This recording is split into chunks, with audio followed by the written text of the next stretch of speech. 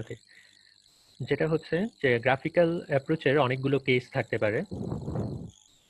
First of all, যেমন ধরো আমার ফাংশনটা এক্স এক্সিসকে ইন্টারসেক্ট করবে না, এটা একটা কেস হতে পারে। ইন দ্যাট কেস এই ফাংশনের কোনো রুট নাই। সিমিলারলি ফিগার বি তে দেখো ফাংশনটা এক্স এক্সিসকে একটা পয়েন্টে ইন্টারসেক্ট করছে, তার মানে এখানে আসলে একটা রুট থাকবে। ফিগার সি তে দুইবার ইন্টারসেক্ট করে, তার মানে এখানে দুইটা রুট থাকবে। সিমিলারলি ফিগার ডি তে তিনবার ইন্টারসেক্ট করে, তিনটা রুট থাকবে। তার মানে যতবার ইন্টারসেক্ট করবে ততগুলো রুট থাকবে। কিন্তু এমনও হতে পারে যে তোমার ফাংশনটা এক্স এক্সিসকে জাস্ট টাচ করে চলে যাবে, তার মানে ইন্টারসেক্ট না, just a tangent. That means the function is tangent to the independent axis. In that case, at the tangent point, there will be more than one root. এখানে আমার দুইটা রুটও থাকতে পারে, তিনটা রুটও থাকতে পারে, চারটা রুটও থাকতে পারে। তো যেসব কেসে ফাংশনটা এক্স এক্সিসকে ইন্টারসেক্ট না করে শুধুমাত্র টাচ করবে বা ট্যানজেন্ট হবে, সেই সব পয়েন্টে নাম্বার অফ রুটস একের বেশি হবে। কয়টা হবে সেটা কেস বাই কেস ডিপেন্ড করে আসলে। জাস্ট আমরা এটা শিওর যে ওইখানে আমার নাম্বার অফ রুট একের বেশি হবে। ওকে, সো গ্রাফিক্যাল অ্যাপ্রোচে কয়েকটা সিনারিও আসতে পারে তোমাদের। আবার ধরো একটা পিরিয়ডিক ফাংশন আছে, ওই পিরিয়ডিক ফাংশনটা কি হবে, অনেকগুলো পয়েন্টে আমার ইন্টারসেক্ট করবে, তার মানে তোমার অনেকগুলো রুট পসিবল। ওকে, তো যেমন এই ফিগারটাতেই দেখো কিছু কিছু পয়েন্টে ইন্টারসেক্ট করে, আবার কিছু পয়েন্টে তোমার just tangent to the independent axis, তার মানে ওই পয়েন্টে আমার একের বেশি রুট থাকবে। ওকে, যেমন ধরো এই ফাংশনটা হচ্ছে sine of 10x plus cos of 3x। এই ফাংশনটা প্লট করলে এরকম একটা প্লট আসবে। তো এখানে আমার অনেকগুলো ইন্টারসেকশন পয়েন্ট থাকবে, অনেকগুলো রুট থাকবে। তো এরকমও হতে পারে যখন তোমার পিরিয়ডিক ফাংশন থাকবে তখন একের বেশি রুট থাকবে। ওকে, আর আরেকটা হচ্ছে যে আমার যখন কোনো পলিনোমিয়াল থাকবে, পলিনোমিয়াল ধরো x cube plus x square plus 2x plus 10, যখন পলিনোমিয়াল থাকবে ওই পলিনোমিয়ালের অর্ডার যত, আমার ততগুলো রুট থাকবে। যেমন এখানে এক্স কিউব হচ্ছে আমার 3 হচ্ছে আমার এই পলিনোমিয়ালের অর্ডার, তার মানে আমার ওই পলিনোমিয়ালের কয়টা রুট থাকবে, ম্যাক্সিমাম 3টা রুট থাকবে। সো গ্রাফিক্যাল অ্যাপ্রোচে এতটুকুই। গ্রাফিক্যাল অ্যাপ্রোচ নিয়ে আসলে আমরা খুব বেশি ডিটেলসে যাই না, কারণ এটা আমরা খুব বেশি অ্যাপ্লাই করি না। আমরা শুধুমাত্র অন্য মেথডগুলো, অ্যাডভান্সড মেথডগুলো অ্যাপ্লাই করার আগে জাস্ট এই ফাংশনটা প্লট করে দেখে নিই যে আদৌ এই ফাংশনের কোনো রুট পসিবল কিনা। ওকে, তারপর আমরা অ্যাডভান্সড মেথডগুলো অ্যাপ্লাই করি। ওকে, তো এই হচ্ছে আমাদের গ্রাফিক্যাল অ্যাপ্রোচ। এই লাস্ট স্লাইডটা খুবই ইজি, আমরা সেকেন্ড স্লাইডে চলে যাই, তার মানে লেসন 6।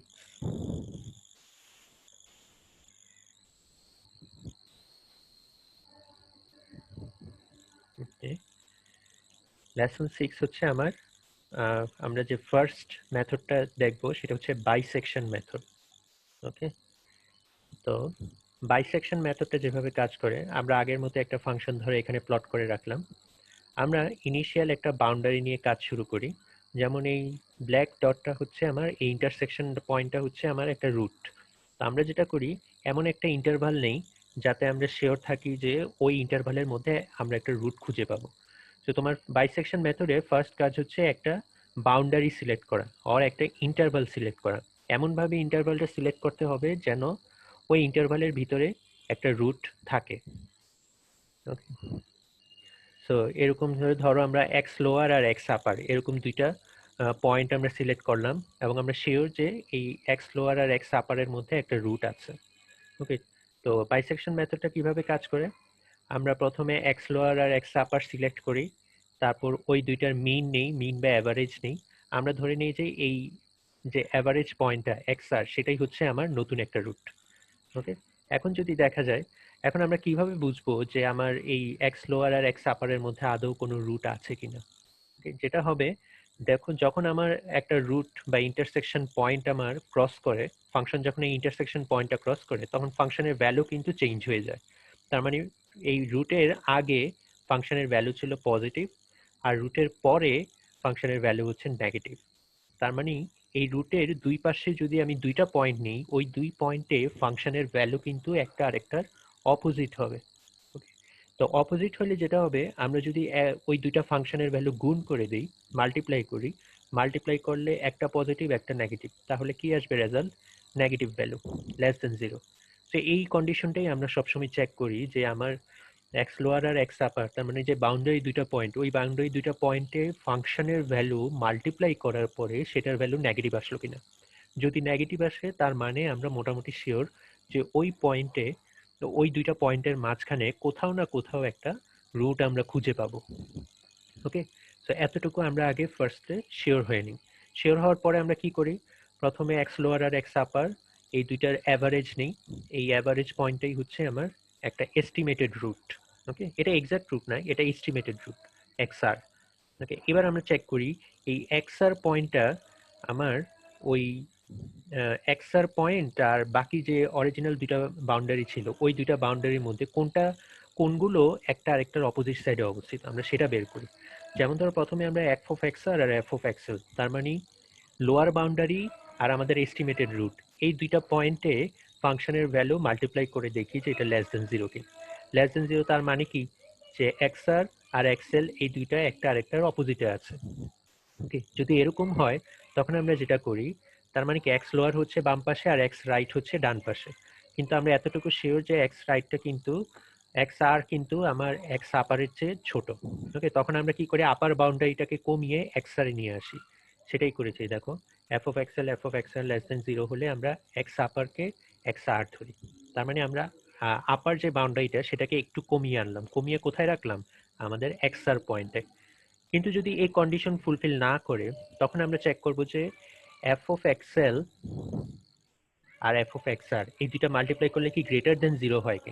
গ্রেটার দেন 0 মানে কি, তখন এক্সেল আর এক্স আর আমার ওই এফ অফ এক্সেল আর এফ অফ এক্স আর একই একই সাইনের, তাই না? একই সাইন মানে তার মানে হচ্ছে এক্সেল আর এক্স আর ওই রুটের একই পাশে অবস্থিত।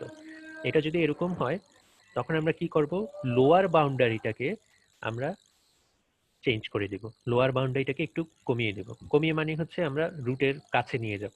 ওকে, তখন আমরা লোয়ার বাউন্ডারিটাকে এক্সআর হিসেবে সেট করি। এই দুইটা কন্ডিশনই যদি ম্যাচ না করে তখন আমরা থার্ড কন্ডিশনে যাই। থার্ড কন্ডিশনটা কি, যে এক্সএল আর এক্সআর ইকুয়াল টু 0 কিনা। 0 মানে হচ্ছে তোমার এই এক্সআর আর এক্সএল একদম এক্সাক্ট একই পয়েন্টে আছে। ওকে, 0 মানে হচ্ছে একই পয়েন্টে, তার মানে কি এক্সআরটা আসলে, তো এক্সেল তো আর 0 না, এফ অফ এক্সেল তো কখনোই 0 হবে না, তার মানে এফ অফ এক্সআরটা আমার 0 হয়ে যাবে। 0 মানে কি, আমার একদম এক্সাক্ট রুট পয়েন্টেই আমি খুঁজে পেয়েছি। ঠিক আছে, তখন আর আমার ইটারেশন করার দরকার নেই, ওই এক্সআর পয়েন্টেই হচ্ছে আমার রুট।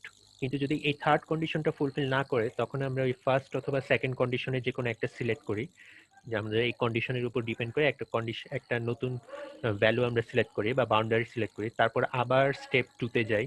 স্টেপ 2-তে যেয়ে আবার অ্যাভারেজ ভ্যালুটা বের করি, তারপরে আবার এই থার্ড স্টেপে এসে যে কোনো একটা কন্ডিশন ফুলফিল করে কিনা সেটা দেখি, যদি করে তারপরে আবার স্টেপ 2-তে যাই। এভাবে করে ইটারেটিভ ওয়েতে আমরা আগাতে থাকি এবং একটা সময় তোমার এক্সআর, এফ অফ এক্সআর এর ভ্যালু অলমোস্ট ইকুয়াল টু 0 হয়ে যাবে।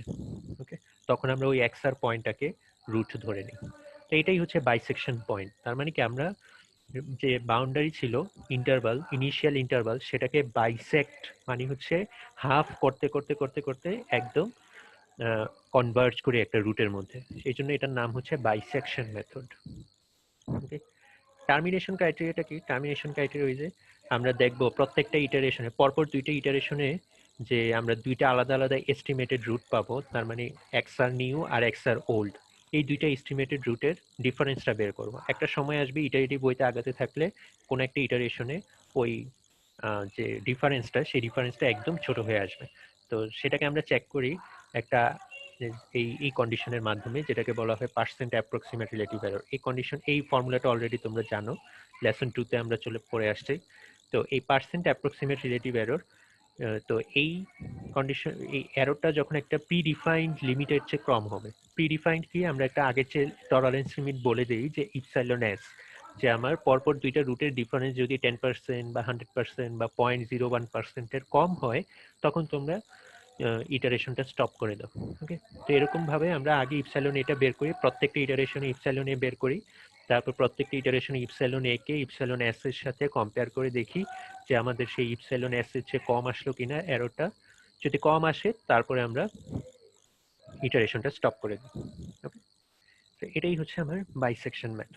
তো এখানে অলরেডি আমি একটা এক্সাম্পল দিয়েছি, এক্সাম্পলটা তোমরা দেখতে পারো, একদম ডিটেলসে ক্যালকুলেশন করা আছে। তো যারা এক্সাম্পলটা দেখেছো, আই হোপ তোমাদের মধ্যে তোমরা সবাই বুঝতে পেরেছো যে বাইসেকশন মেথডটা কিভাবে কাজ করে। ওকে, তো বাইসেকশন মেথডে কিছু তো লিমিটেশন থাকেই, ওই লিমিটেশনগুলো আই হোপ তোমরা পড়েছো।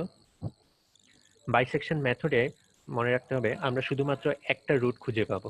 তার মানে তোমার যদি একটা পিরিয়ডিক ফাংশন থাকে, আমরা জানি পিরিয়ডিক ফাংশনে অনেকগুলো রুট থাকবে, তো সবগুলো রুট তো আর আমি একবারে বের করতে পারবো না। তো প্রথমে আমরা একটা ইনিশিয়াল বাউন্ডারি ধরি, ওই বাউন্ডারি ধরে একটা রুট বের করি, তারপর ইনিশিয়াল বাউন্ডারিটাকে আমরা চেঞ্জ করে অন্য আরেকটা ইন্টারভাল ধরি, ওই ইন্টারভালের জন্য আবার আরেকটা রুট বের করি। এভাবে করে আমরা ইনিশিয়াল ইন্টারভালটা চেঞ্জ করে করে করে করে আমরা একটা পরপর অনেকগুলা রুট বের করতে পারি আর কি। ওকে, তো এটা একটা লিমিটেশন যে আমরা একটার বেশি রুট, একটা রানে একটার বেশি রুট কিন্তু আমরা খুঁজে পাচ্ছি না। ওকে, আমাদের অনেকগুলো রান দিতে হবে এবং প্রত্যেকটা রানেই আমার ইনিশিয়াল কন্ডিশনটা চেঞ্জ করতে হবে বা ইনিশিয়াল বাউন্ডারিটা চেঞ্জ করতে হবে।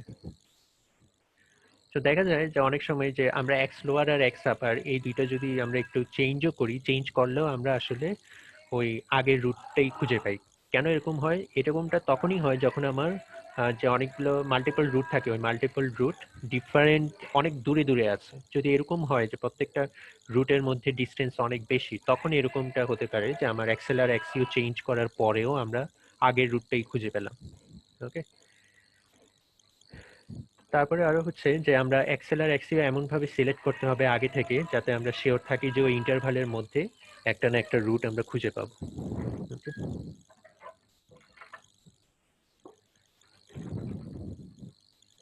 এই যে এখানে এরকম কয়েকটা লিমিটেশন আছে, এই লিমিটেশনগুলো আমাদের একটু দেখতে হবে, বুঝতে হবে, কারণ প্রত্যেকটা লিমিটেশনের কারণেই কিন্তু পরের অ্যাডভান্সড মেথডটা আমাদের আসে।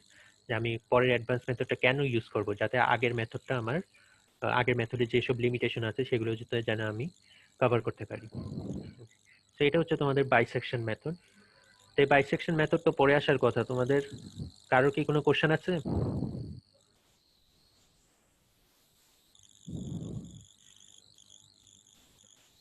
কোশ্চেন নাই?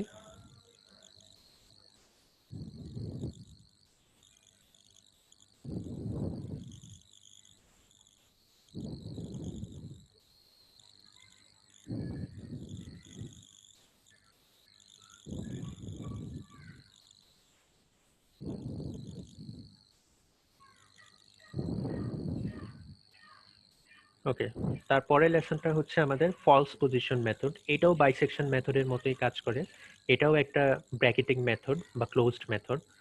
তো ফলস পজিশনে আমাদের যে ক্রাইটেরিয়া, অ্যালগোরিদমটা কিভাবে কাজ করে সেটা আগে একটু বলে নিই।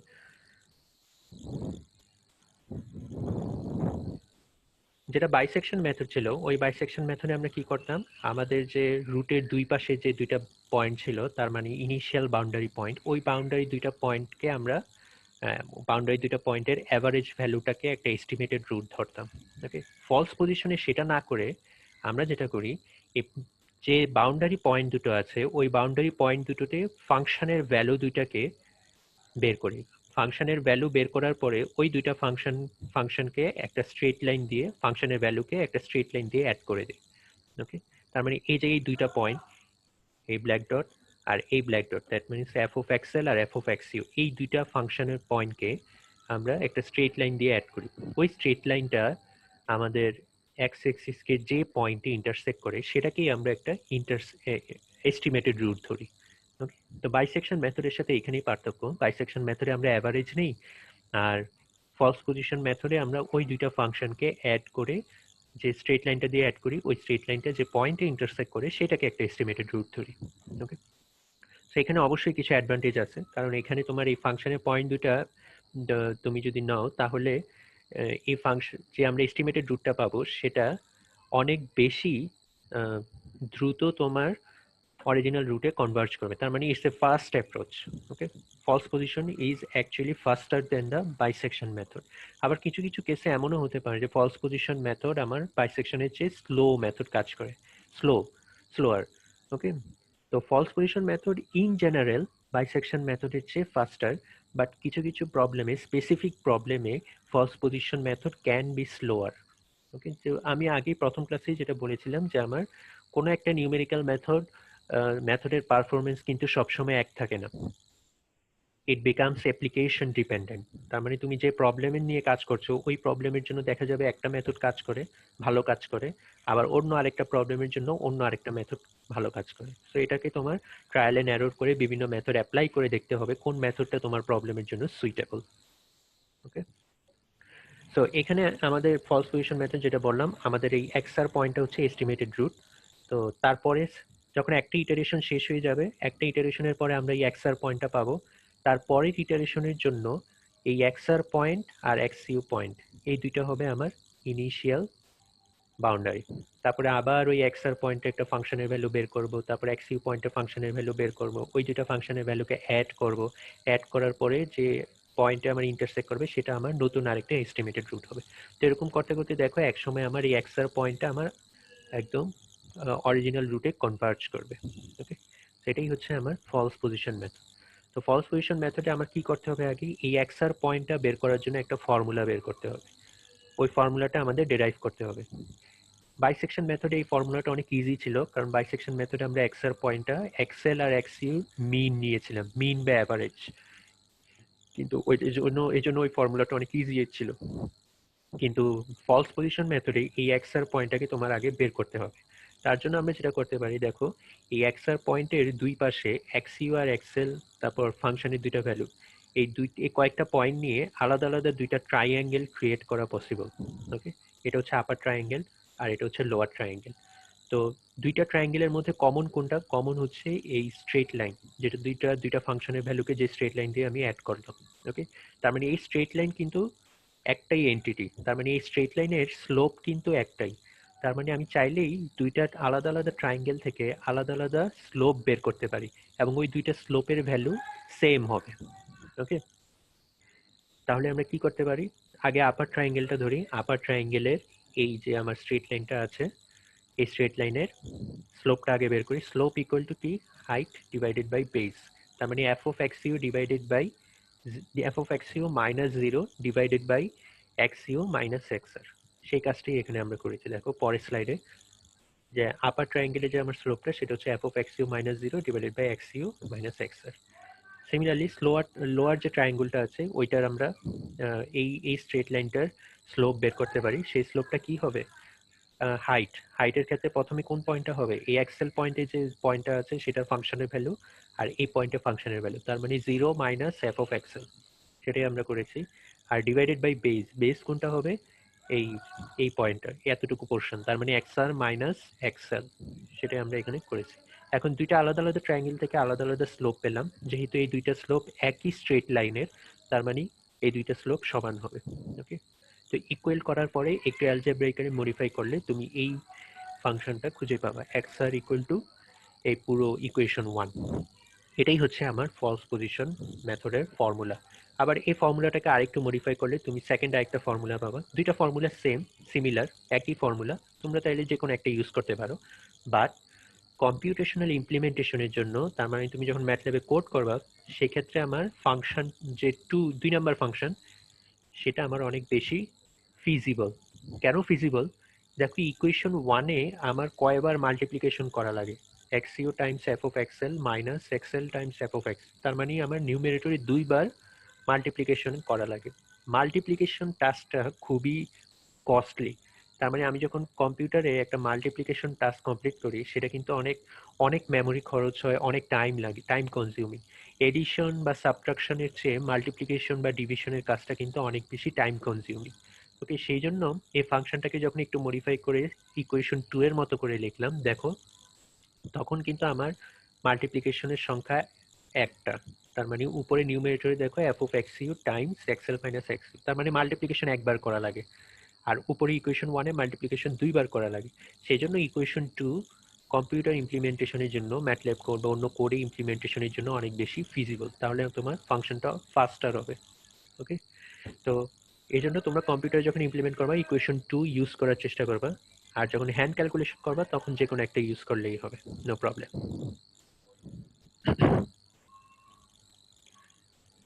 ওকে, তো এই হচ্ছে তোমাদের অ্যালগোরিদমটা। ওই অ্যালগোরিদমটা আমাদের বাইসেকশন মেথডের মতোই। তো স্টেপ 1 এ আমরা কি করি, আগে দুইটা ফাংশনের ভ্যালু, দুইটা বাউন্ডারি ইনিশিয়াল পয়েন্ট আমরা বের করি, তারপর ওই দুইটা ইনিশিয়াল পয়েন্টে ফাংশনের ভ্যালু মাল্টিপ্লাই করে দেখি লেস দেন 0 কিনা। 0 মানে হচ্ছে আমার অবশ্যই ওই দুইটা ইন্টারভালে একটা রুট আমরা খুঁজে পাবো। ওকে, এটা শিওর হওয়ার পরে আমরা স্টেপ 2 তে যাব। স্টেপ 2 তে যেয়ে আমরা এই ফর্মুলার মাধ্যমে একটা এস্টিমেটেড রুট বের করব। তারপর আবার ওই বাইসেকশন মেথডের মতো এই তিনটা কন্ডিশন ফুলফিল করে কিনা চেক করব। যে কোনো একটা কন্ডিশন ফুলফিল করলে তার কারেসপন্ডিং যেটা করার দরকার সেটা আমরা করব। যেমন হচ্ছে স্টেপে এই যদি আমার এই কন্ডিশন ফার্স্ট কন্ডিশনটা ফুলফিল না করে আমরা সেকেন্ড কন্ডিশনে যাব, সেকেন্ড কন্ডিশনটা ফুলফিল না করলে আমরা থার্ড কন্ডিশনে যাব। থার্ড কন্ডিশনটা হচ্ছে টার্মিনেশন ক্রাইটেরিয়া, তার মানে এই থার্ড কন্ডিশন ফুলফিল হলে আমাদের ইটারেশন স্টপ হয়ে যাবে। আর থার্ড কন্ডিশন ফুলফিল না হয়ে যদি এ আর বি এর যে কোনো একটা ফুলফিল করে তখন আমাকে আবার স্টেপ 2 তে যেয়ে ইটারেটিভ বইতে আবার কাজটা করতে হবে। এরকম করে ইটারেটিভ বইতে আগাতে থাকলে একটা সময় আমার সলিউশনটা কনভার্জ করবে অরিজিনাল রুটে। তখন আমরা দেখবো যে একটা সময় আমরা থার্ড কন্ডিশনটা ফুলফিল হচ্ছে। ফুলফিল না হলেও এক্স্যাক্টলি 0 না হলেও এখানে এই মাল্টিপ্লিকেশন রেজাল্টে এক্স্যাক্টলি 0 না হলেও তার কাছাকাছি যাবে, তখন আমরা ওইটাকে একটা রেজাল্ট ধরে নিই। ওকে, তো টার্মিনেশন ক্রাইটেরিয়াটাকে আরো স্মুথ করার জন্য আমরা এই বাইসেকশনের মতোই ওই ফর্মুলাটা আবার ইউজ করি, পার্সেন্ট অ্যাপ্রক্সিমেট রিলেটিভ এরর, যে আমরা ইপসাইলন এটা বের করি পার ইটারেশনে, তারপর দেখি যে ইপসাইলন এটা প্রিডিফাইন যে একটা টলারেন্স লিমিট ছিল ইপসাইলন এস সেটা হচ্ছে কম কিনা। যদি কমে যায় তাহলে আমরা ইটারেশন স্টপ করে দিই, আদারওয়াইজ কন্টিনিউ করতে থাকি। ওকে, সো পুরো প্রসিডিউরটা কিন্তু আসলে একদম এক্স্যাক্টলি বাইসেকশন মেথডের মতোই, অল্প একটু ডিফারেন্সটা হচ্ছে এই ফর্মুলায়। ওকে, আর বাকি সব কিছু কিন্তু সেম। সেখানেও একটা এক্সাম্পল দেওয়া আছে, এই এক্সাম্পলটাও তোমরা একটু দেখতে পারো, ডিটেলসে করা আছে। ওকে, খুবই ইজি এক্সাম্পল। তো তোমাদের এই বাইসেকশন, ফলস পজিশন বা যত মেথডই আমরা পড়বো, স্লাইডে যে এক্সাম্পলগুলো দেওয়া আছে এগুলো ডিটেলসে তো করতেই হবে, সাথে বইয়ের যে এক্সাম্পলগুলো আছে সেই এক্সাম্পলগুলোও কিন্তু কভার করতে হবে। ওকে, তো বাইসেকশন মেথড আর ফলস পজিশন যদি কম্পেয়ার করি দেখবো যে আমার ফলস পজিশন মেথডটা faster, as I say generally, in general normally আমার এই যে ফলস পজিশন মেথডটা বাইসেকশন মেথডের চেয়ে faster, but in some cases কিছু কিছু ক্ষেত্রে আমার ওই বা ফলস পজিশন মেথডটা স্লো কাজ করে, ইন দ্যাট কেস আমাদের অন্য মেথড অ্যাপ্লাই করতে হয়। ওকে, তো ফলস পজিশন মেথডের একটা লিমিটেশন হচ্ছে যদি আমার ফাংশনটা এরকম হয়, এটা হচ্ছে ওয়ান সাইডেড ফাংশন, ফাংশনটা হচ্ছে এটা যেটা আমরা ওয়ান সাইডেড ফাংশন বলছি। কেন এটা ওয়ান সাইডেড ফাংশন? দেখো এই ফাংশনের একটা সাইডের ভ্যালু কনস্ট্যান্ট থাকছে, একটা নির্দিষ্ট টাইম পর্যন্ত আমার কনস্ট্যান্ট থাকে। ওকে, একদম হরাইজন্টাল। আর একটা সময়ের পরে আমার ফাংশনের ভ্যালু র্যাপিডলি চেঞ্জ হয়। ওকে, এটা ক্যারেক্টারিস্টিকটা আমরা যারা ট্রিপলিতে পড়েছি তারা বুঝতে পারবো যে এটা অনেকটা ডায়োডের ক্যারেক্টারিস্টিকের মতো। আমরা যারা ডায়োডের ক্যারেক্টারিস্টিক পড়ে আসছি সেখানে এই ধরনের কার্ভ আমরা পেয়েছি। ওকে, একটা নির্দিষ্ট থ্রেশহোল্ড পয়েন্ট পার করার পরে এক্সপোনেনশিয়ালি কারেন্টের ভ্যালু বাড়তে থাকে। তো এই ধরনের ফাংশনকে বলা হয় ওয়ান সাইডেড ফাংশন। তো তোমরা যদি কখনো এরকম ওয়ান সাইডেড ফাংশন পাও, যারা তোমরা বিজেটি নিয়ে কাজ করেছো বা ডায়োড নিয়ে কাজ করেছো, তারা দেখবা যে এই ধরনের ফাংশন আসবে। ইন দ্যাট কেস আমরা কি করব, তখন যদি আমরা ফলস পজিশন মেথড অ্যাপ্লাই করে এই ইন্টারসেকশন পয়েন্ট বা রুট পয়েন্টটা বের করতে চাই তখন কিন্তু আমার এটা ফিজিবল হবে না। কেন হবে না? কারণ দেখো এখানে একটা ওয়ান সাইডেড ফাংশন হওয়ার কারণে আমি যদি ইনিশিয়াল পয়েন্টে এখানে ধরি, ওকে, ইনিশিয়াল পয়েন্টে এখানে, আর ইনিশিয়াল লেফট বাউন্ডারি এই পয়েন্টে আর রাইট বাউন্ডারিটা এই পয়েন্টে নিই, তখন আমি যখন এই ফাংশন দুইটা ফাংশনের ভ্যালুকে অ্যাড করব, অ্যাড করলে দেখা যাবে যে আমরা একটা ঠিকই এস্টিমেটেড রুট পাবো, কিন্তু তার পরের ইটারেশন এরকম করে যখন আগাতে থাকবো আমার অনেক বেশি ইটারেশন লাগবে। কেন এত বেশি ইটারেশন লাগবে? কারণ একটা সাইডে ফাংশনের ভ্যালু কিন্তু আমার চেঞ্জ হচ্ছে না। চেঞ্জ না হওয়ার কারণে আমার এই প্রসিডিউরটা অনেক স্লো কাজ করবে। দেখো এখানে পরপর ইটারেশনগুলোর মধ্যে কিন্তু ডিস্টেন্স অনেক কম, তার মানে আমার অরিজিনাল রুটে আসতে আসতে তার অনেকগুলো ইটারেশন দরকার হবে। ওকে, তার মানে কি এটা আসলে ফিজিবল না।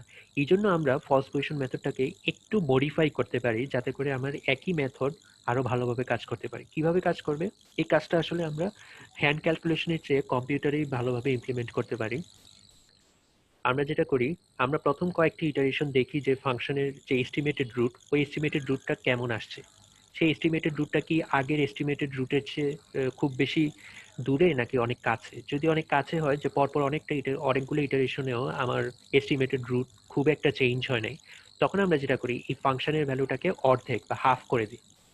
এখানে দেখো ইনিশিয়ালি আমার এই ফাংশনের ভ্যালু কত ছিল, 0 আর নিচের দিকে -1। তো এটা হচ্ছে -1 ভ্যালু। তার মানে এখন যদি আমি এটা কয়েকটি ইটারেশনের পরে, ধরো 4টা ইটারেশনের পরে এই -1টাকে হাফ করে দিই, তার মানে কি তখন ফাংশনের ভ্যালুটা কই যাবে? একদম এই অরিজিনাল রুটের কাছাকাছি চলে আসবে। ওকে, তার মানে আমার কিছু ইটারেশনের পরে ফাংশনের ভ্যালুটাকে তার আগের ভ্যালুর চেয়ে অর্ধেক করে দিলে, -1 না করে এখন হাফ ধরলে, হাফ পয়েন্টটা কোথায় আছে? ফাংশনের এই পয়েন্টে আছে। তখন আমার কি হবে, যে আমি যখন ফলস পজিশন মেথড অ্যাপ্লাই করব তখন কিন্তু আমার আবার অরিজিনাল রুটের অনেক কাছে চলে আসবে। ওকে, তার মানে কি মেথডটা আবার ফাস্টার কাজ করবে। ওকে, এটা আমরা কম্পিউটারে ইমপ্লিমেন্ট করতে পারি। মেইনলি আমরা হ্যান্ড ক্যালকুলেশনের জন্য এটা সুইটেবল না, এই জন্য মডিফাইড ফলস পজিশন মেথডটা আমরা ম্যাটল্যাব কোডেই আসলে ইমপ্লিমেন্ট করব। ওকে, তো এই হচ্ছে তোমাদের false position method and modified false position method, দুইটার একটু ডিফারেন্স আছে। তো মডিফাইড ফলস পজিশন মেথডটা যারা ইলেকট্রিক্যাল ইঞ্জিনিয়ার তোমাদের এটা ভালোই কাজে লাগবে, কারণ তোমরা বুঝতে পারছো যে আমাদের বিভিন্ন ডিভাইসে কিন্তু এই ধরনের ক্যারেক্টারিস্টিক অবশ্যই আসবে, এক্সপোনেনশিয়াল ক্যারেক্টারিস্টিক। যারা বিজিটি বা ডায়োড বা অন্যান্য যে ডিভাইস আছে মসফেট করো, ওখানে কিন্তু এই ধরনের ক্যারেক্টারিস্টিক আসা খুবই সিম্পলার, কমন একটা বিষয়। তখন আমরা এই রুট বের করার জন্য শুধুমাত্র ফলস পজিশন অ্যাপ্লাই না করে মডিফাইড ফলস পজিশনটা অ্যাপ্লাই করলে অনেক ফাস্টার, অ্যালগোরিদমটা অনেক ফাস্টার হবে। ওকে, তো এই হচ্ছে তোমাদের modified false position method and false position method. তো কারো কোনো কোশ্চেন আছে এই মেথড এর এক্সাম্পল নিয়ে?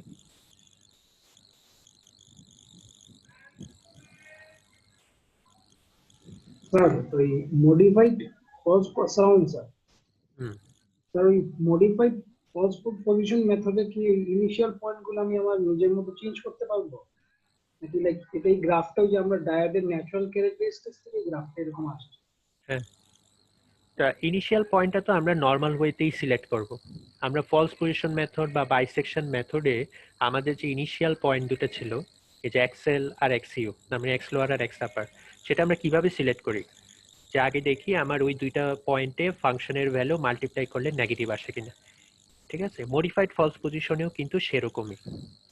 ওকে, ইনিশিয়াল পয়েন্ট কিন্তু যেভাবে সিলেক্ট করি সেভাবেই আমার সিলেক্ট করতে হবে, ওইটা সমস্যা নেই।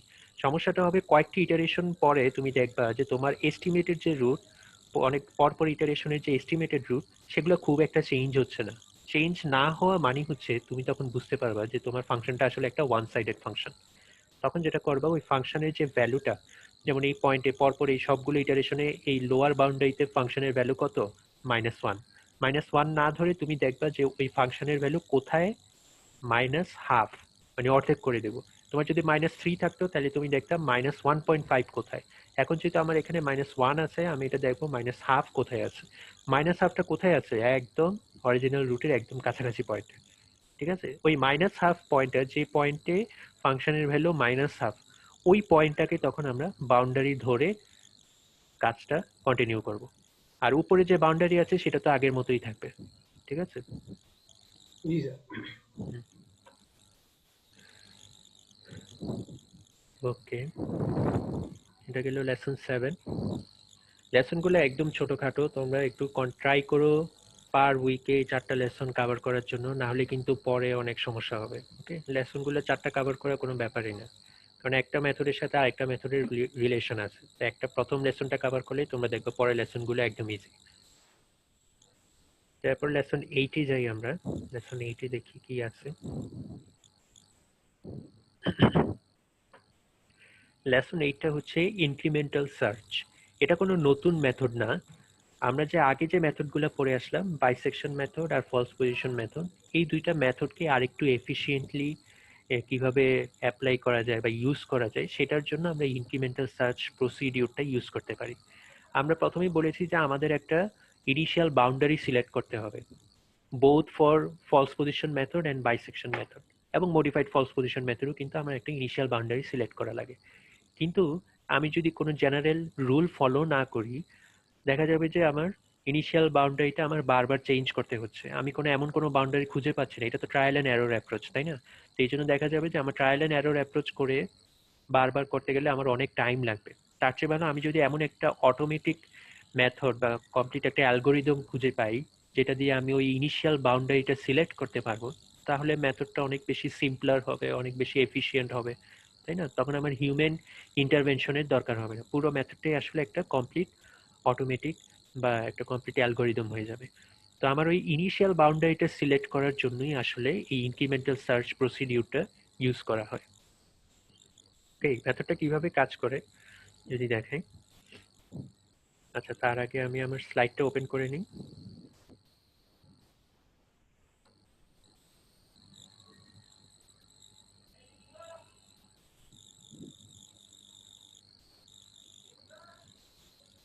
ওকে,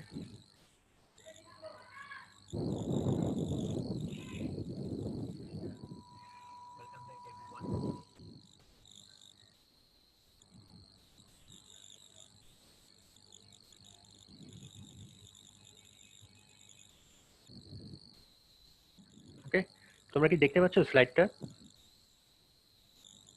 জি স্যার। তো এখানে আমরা যদি ইনক্রিমেন্টাল সার্চ প্রসিডিউরটা একটু খেয়াল করি, এখানে দেখো যে আমরা ইনক্রিমেন্টাল সার্চ প্রসিডিউর ইউজ করে কিভাবে আমার ইনিশিয়াল বাউন্ডারিগুলো সিলেক্ট করতে পারি। এটা একটা অটোমেটিক অ্যাপ্রোচ, খুবই সিম্পল একটা অ্যাপ্রোচ। যেমন ধরো আমরা ফাংশনের একদম স্টার্টিং পয়েন্ট থেকে শুরু করব, কোনো একটা পয়েন্টে ফাংশনের ভ্যালু কত সেটা আমরা দেখব, তার থেকে আরেকটু ডিস্টেন্সে ওই ফাংশনের ভ্যালু কত সেটাও দেখব। ওকে, তো এভাবে করে দেখবো যে আমার প্রথম পয়েন্টে ফাংশনের ভ্যালু পজিটিভ, পরের পয়েন্টে ফাংশনের ভ্যালু পজিটিভ, তার মানে এই ইন্টারভালটাকে আসলে আমি ইনিশিয়াল বাউন্ডারি হিসেবে সিলেক্ট করতে পারবো না। কারণ কারণ হচ্ছে দুইটা পয়েন্টেই ফাংশনের ভ্যালু একই রকম, বোথ আর পজিটিভ। কিন্তু আমার বাইসেকশন মেথড বা ফলস পজিশন মেথড অ্যাপ্লাই করার জন্য আমার ফাংশনের ভ্যালু অপোজিট হওয়া দরকার। ঠিক আছে, তো আমি এটাকে আমি ইনিশিয়াল বাউন্ডারি হিসেবে ধরতে পারবো না। তারপর বাউন্ডারিটাকে মানে এই পুরো ইন্টারভালটাকে একটু শিফট করে দেই, তার মানে পরের বাউন্ডারিতে যাই। দেখো আমার এই ইন্টারভালে যে সেকেন্ড ইন্টারভালে আমার দুইটা পয়েন্টে ফাংশনের ভ্যালু কি পজিটিভ, তার মানে এটাকেও আমরা ইনিশিয়াল বাউন্ডারি হিসেবে ধরতে পারবো না। তারপর আমার এই ইন্টারভালটাকে আরেকটু শিফট করে দেখি যে ওই ইন্টারভালে আমার ফাংশনের ভ্যালু কেমন। দেখো এখানে আমার লোয়ার বাউন্ডারিতে ফাংশনের ভ্যালু পজিটিভ আর আপার বাউন্ডারিতে ফাংশনের ভ্যালু নেগেটিভ, তার মানে এই ইন্টারভাল R1 যে ইন্টারভালটা সেটাকে আমি একটা বাউন্ডারি হিসেবে সিলেক্ট করতে পারি। ওকে, তারপর দেখো আমি যদি আবার এই ইনিশিয়াল এই যে ইন্টারভালটা আছে, ইন্টারভালটাকে যদি আরেকটু শিফট করলে দেখা যাবে আবার ওই দুইটা বাউন্ডারিতে ফাংশনের ভ্যালু নেগেটিভ চলে আসছে, মানে সেম চলে আসছে। সেম আসলে কিন্তু হবে না, তার মানে এই ইন্টারভালটাকেও আমি ইনিশিয়াল বাউন্ডারি হিসেবে সিলেক্ট করতে পারবো না।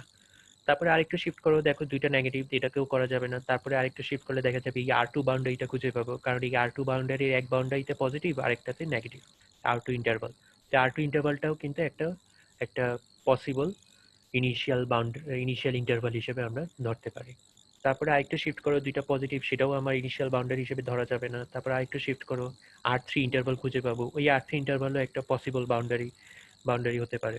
ঠিক আছে, এভাবে করে আমরা কম্পিউটারে কোডের মাধ্যমে পরপর একটা বাউন্ডারিকে একটু একটু করে শিফট করতে করতে করতে দেখবো যে ওই বাউন্ডারি ওই ইন্টারভালের যে দুইটা বাউন্ডারি, ওই দুইটা বাউন্ডারিতে ফাংশনের ভ্যালু অপোজিট আসছে কিনা। ঠিক আছে, যখনই অপোজিট আসবে তখন আমরা ওই ইন্টারভালটাকে ইনিশিয়াল বাউন্ডারি ধরে আমরা বাইসেকশন মেথড বা ফলস পজিশন মেথড অ্যাপ্লাই করতে পারি।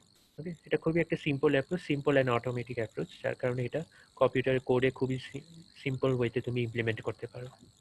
ওকে, সেটাই হচ্ছে আসলে ইনক্রিমেন্টাল সার্চ, আর কিছুই না। এখন ইনক্রিমেন্টাল সার্চের কিছু ট্রেড অফ তোমাকে করতে হবে। ট্রেড অফটা কি?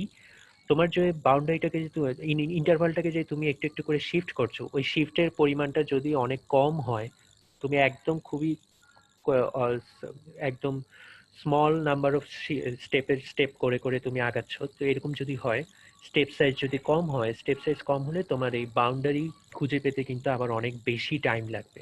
ওকে, সেটা আবার কিন্তু ফিজিবল না।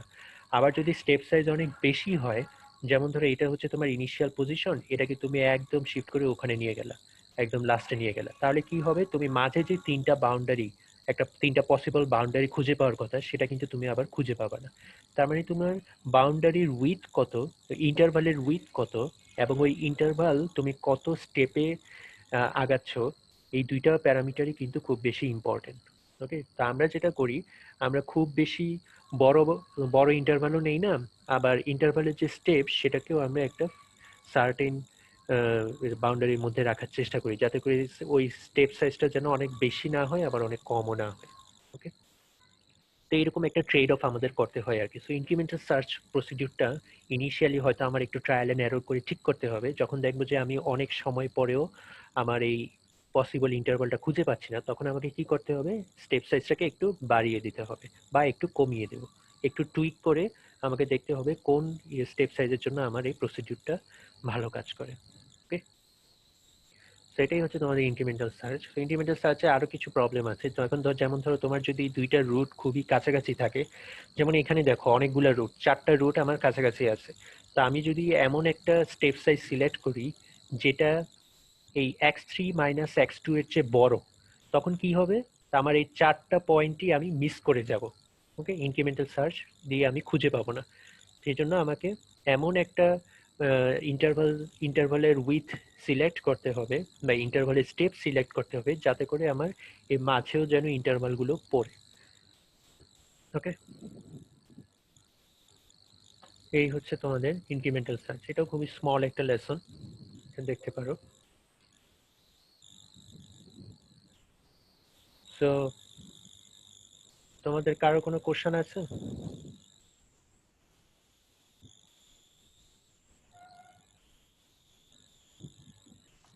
স্যার, গ্রুপ অ্যাসাইনমেন্ট তো আমরা সবাই আলাদা ইন্ডিভিজুয়ালি ডাউনলোড করে দেখে রেখে মানে নিজেরা দেখে দেন আবার একসাথে সাবমিট করতে হবে, তাই না? গ্রুপ অ্যাসাইনমেন্ট কিন্তু গ্রুপ পারফরমেন্স, ঠিক আছে? ল্যাবে যেমন আমরা গ্রুপে কাজ করি না, এটাও কিন্তু ওইরকম গ্রুপে কাজ করতে হবে। ওকে, তাই এটা এখানে প্রবলেমগুলো এমনভাবেই সেট করা আছে যাতে তোমরা একসাথে বসে ডিসকাস করে অনলাইন মিটিং করে বুঝতে পারো আর কি কিভাবে কোনটা সলভ করলে ভালো হয়। সেটা কিন্তু গ্রুপ পারফরমেন্স, তোমাদের সবাইকে বসে ডিসকাস করতে হবে। এমন না যে সবাইকেই সবগুলা প্রবলেম করতে হবে, ঠিক আছে? গ্রুপের সবাইকেই সবগুলা প্রবলেম করতে হবে, ব্যাপারটা কিন্তু এমন না। সবাইকেই কন্ট্রিবিউট করে ওই 7টা প্রবলেম সলভ করতে হবে, ঠিক আছে? বুঝতে পেরেছো? জি স্যার, থ্যাংক ইউ।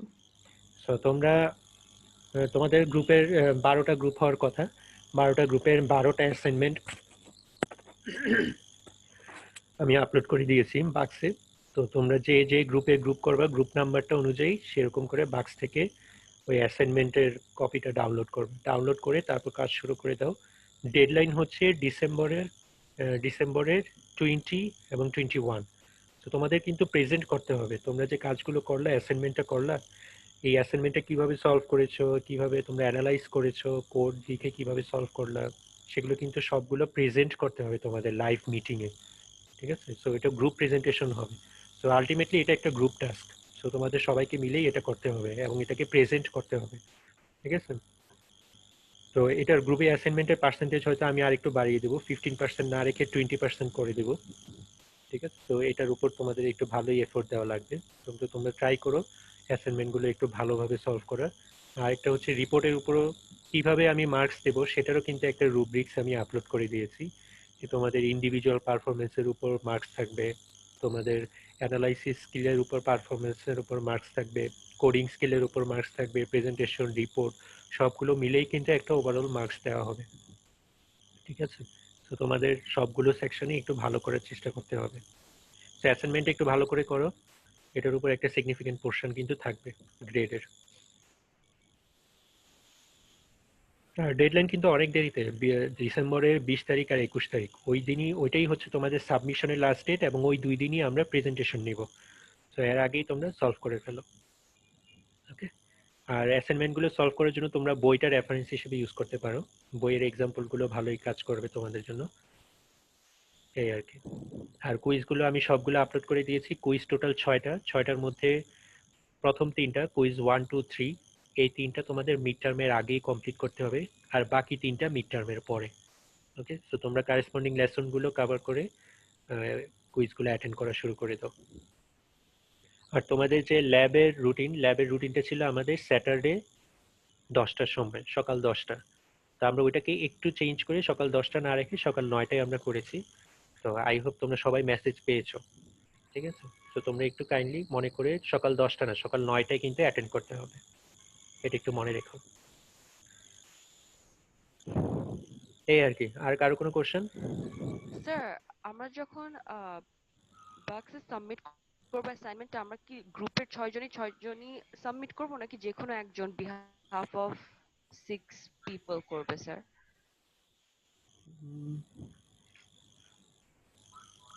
যে কোনো একজন করলেই হবে, যে কোনো একজন করলেই হবে।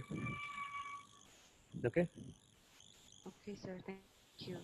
যে কোনো একজন করলে হবে, তবে ওই গ্রুপে তোমাদের যে লাইভ প্রেজেন্টেশন হবে, ওই লাইভ প্রেজেন্টেশনে কিন্তু তোমাদের বলতে হবে কে কোন পার্টটা করেছো। আর রিপোর্টও কিন্তু একজন লিখবে না, সবাইকে মিলেই লিখতে হবে, তাই না? কারণ সবাই তো আলাদা প্রবলেম সলভ করতে হবে, তো যে যে প্রবলেম সলভ করবে সেটার কারেসপন্ডিং রিপোর্টটা তো তাকেই লিখতে হবে। তো রিপোর্টের কোন পোর্শনটা কে লিখেছে ওগুলো কিন্তু আমি সব লিখে দিয়েছি, যে রিপোর্টে কি কি থাকবে, যে কোন পোর্শন কার কন্ট্রিবিউশন, সেগুলো সব ডিটেইলসে লিখতে হবে। ওকে, এই আর কি। আর যদি তোমরা চাও যে সবাই ইন্ডিভিজুয়াল সাবমিট করতে চাও, সেটাও করতে পারো, কোনো সমস্যা নেই। একই কথা, কারণ ইন্ডিভিজুয়াল সাবমিট করলে আসলে একই রিপোর্ট সবাই সাবমিট করবে, সেটা যে কথা, আর একজন সাবমিট করলে একই কথা। Okay, এই আর কি। তবে তোমাদের প্রেজেন্টেশনটা ইম্পর্টেন্ট, প্রেজেন্টেশনটি অনেক ইম্পর্টেন্ট। আর কারো কোনো কোশ্চেন?